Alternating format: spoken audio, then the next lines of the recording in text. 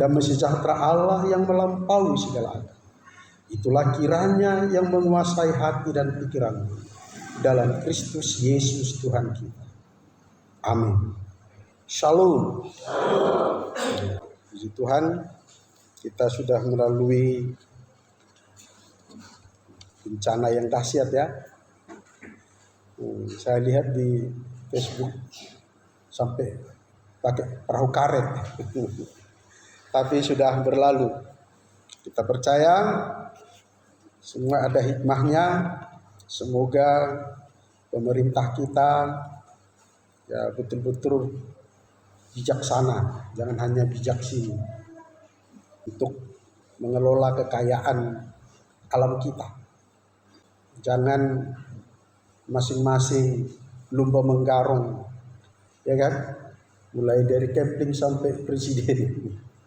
Harusnya menjadi abdi rakyat. Amin. Ya, kalau terus terjadi penggundulan hutan, nah ini akan terjadi bencana musiman, bukan hanya sekali. Kalau terus seperti ini setiap tahun kita akan mengalami.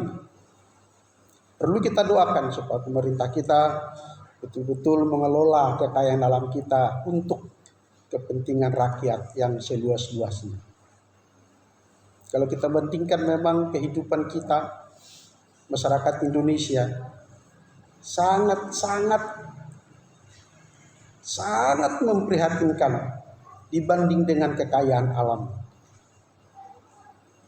Yang paling dekat Brunei Darussalam, lebih kecil dari Kalimantan Timur.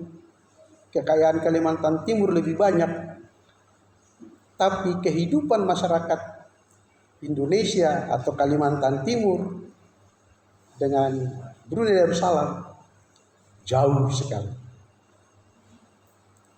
Kenapa? Karena Brunei Darussalam mengelola kekayaan alamnya untuk kepentingan rakyat. Tema minggu ini sangat tepat. Karena Yesus Kristus kita menjadi kaya dalam segala hal. Masalahnya pengelolanya tidak menyampaikan itu kepada kita. Tuhan Yesus sudah melimpahi kita, melimpahi bangsa ini dengan segala kekayaan. Tidak ada negara selengkap kekayaan bangsa Indonesia. Segala yang diperlukan manusia ada di Indonesia. Bahkan bangsa-bangsa terikat dengan kekayaan alam Indonesia. Tapi kenapa kita seperti ini? Mari kita buka Alkitab kita. Dari 1 Korintus pasal yang pertama ayat 4 sampai yang ke-9. Saya membaca untuk kita, demikian firman Tuhan. Aku senantiasa mengucap syukur kepada Allahku karena kamu, atas kasih karunia Allah yang dianugerahkannya kepada kamu dalam Kristus Yesus. Sebab di dalam Dia kamu telah menjadi kaya dalam segala hal, dalam segala macam perkataan dan segala macam pengetahuan, sesuai dengan kesaksian tentang Kristus yang telah diteguhkan di antara kamu. Demikianlah kamu tidak kekurangan dalam suatu karunia pun, sementara kamu menantikan pernyataan Tuhan kita Yesus Kristus. Ia juga akan meneguhkan kamu sampai kepada kesudahannya, sehingga kamu tak bercacat pada hari Tuhan kita Yesus Kristus. Allah yang memanggil kamu kepada persekutuan dengan anaknya Yesus Kristus, Tuhan kita adalah setia. Saudara yang dikasihi Tuhan,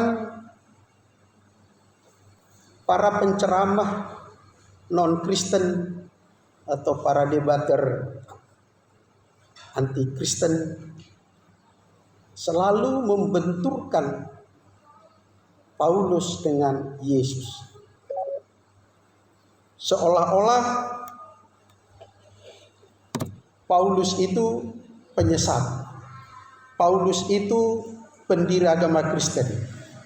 Paulus itu bertentangan dengan Yesus Kristus. Sehingga kita ditempatkan, diposisikan, kamu pengikut siapa?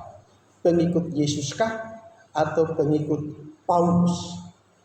Padahal dalam Alkitab tidak pernah satu ayat pun dalam Alkitab yang menceritakan atau mengisahkan Paulus mengkritisi ajaran Yesus.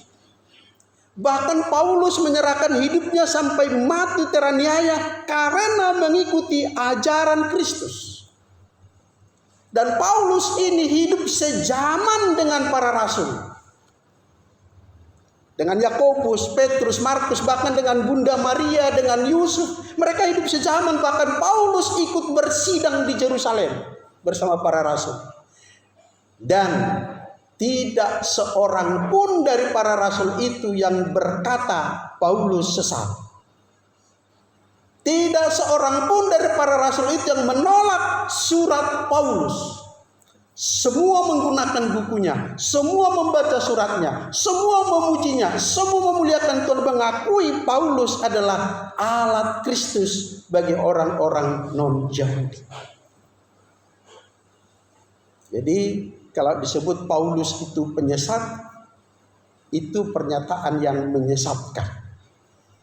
Kalau disebut Paulus itu antikristus, itu pernyataan yang menyesatkan.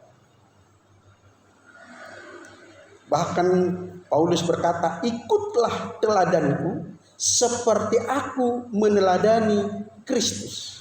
Dan saya berkata kepada saudaraku sekalian hari ini, ikutlah teladanku seperti Paulus meneladani Kristus. Para pengerja, sintua, penatua juga harus berani berkata, ikutlah teladanku seperti aku meneladani Paulus, meneladani Kristus. Itu penting bagi kita, saudara. Paulus berkata kepada kita, di dalam Kristus kamu menjadi kaya. Segala yang kamu perlukan ada di dalam Kristus. Uang tidak bisa beli iman, tetapi imanmu bisa menghasilkan uang. Ketika ku lemah, Dia kuatkan. Kita kaya. Ketika ku jatuh, Dia angkat.